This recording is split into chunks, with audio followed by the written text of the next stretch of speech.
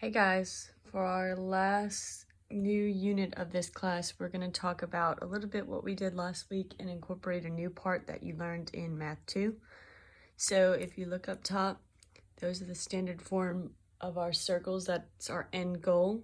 Remember, H and K is our center and R is our radius. So today we're going to figure out what happens if our circle equation, and I forgot, equals 0. If it looks like this, because that is nowhere near what the standard form of a circle looks like that we covered last week. So step 1 will be to group your x's and your y's and leave a space in between each.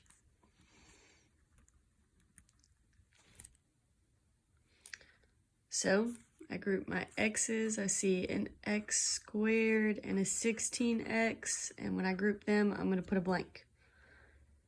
I'm going to do the same thing with the y's, and I'm going to leave a blank. Okay? Step 2 will be to move your constant, or move the constant. So remember, the constant is the one that does not have a letter with it. So the only thing that's not underlined on this side is this negative 20. So we're going to move it to the other side by adding it.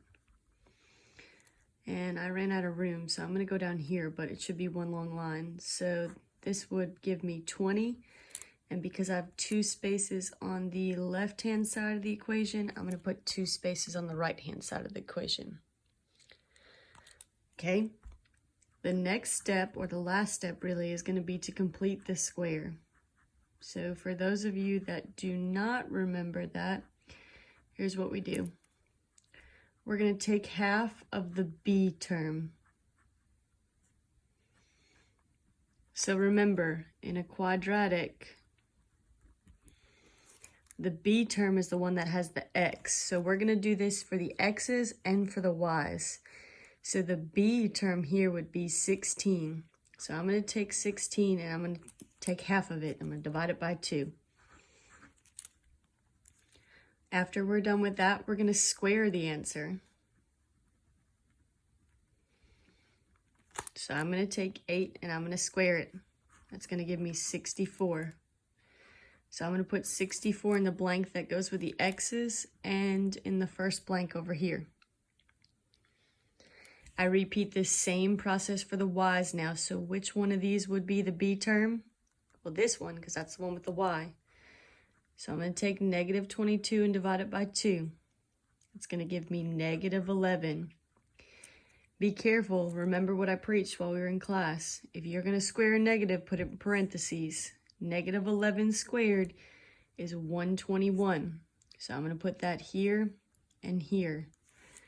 So just a reminder, in the blanks, you should be always putting positive numbers. So if you ever put a negative, you accidentally didn't plug it into your calculator correctly. Okay, so what completing the square helps us do is to get us closer to writing our equation like this.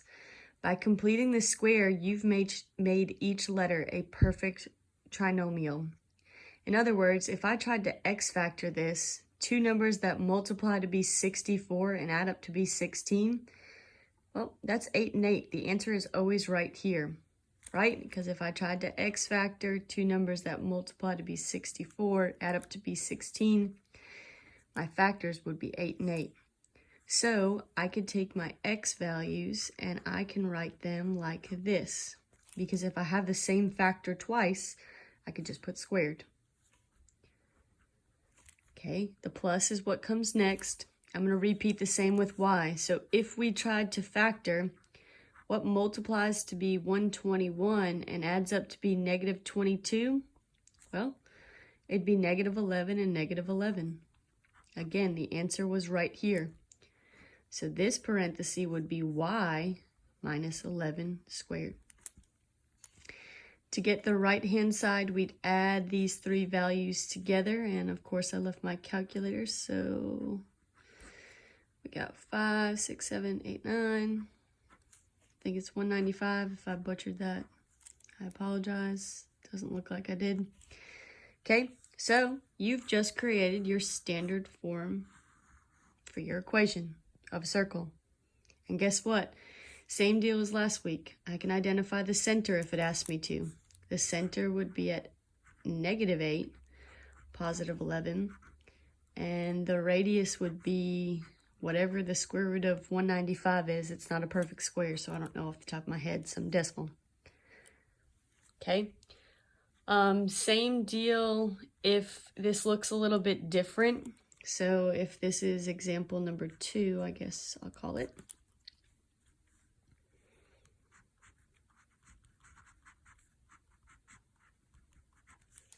Okay, it doesn't look anywhere close to an equation of circles, so I'm going to group my x's and they're already together. And I'm going to put a blank. For this one, though, there's only the y squared, so we can't complete the square, so it's going to hang out by itself. So no blank needed because I can't complete the square if there's no b value. And another positive is that this constant was already moved. It's on the other side, the equal sign, so I can leave it. And there's only one blank, so only one blank here. So again, we cannot complete the square for this one because there's no b value. So technically for this one, we only have to complete the square one time. Take 6, divide it by 2 to get 3, square it to get 9. 9's going to go in the blanks. Again, I'm thinking what multiplies to be 9 and adds up to be 6? The answer's right here, 3 and 3. I didn't do anything with the y, so it comes down. To get the right-hand side of the equal sign, we add these together to get 16. So here's our standard form for our circle. If it did ask you to do the center and the radius, the center would be -3, 0, with a radius of, we take the square root of 16, and that would give us 4.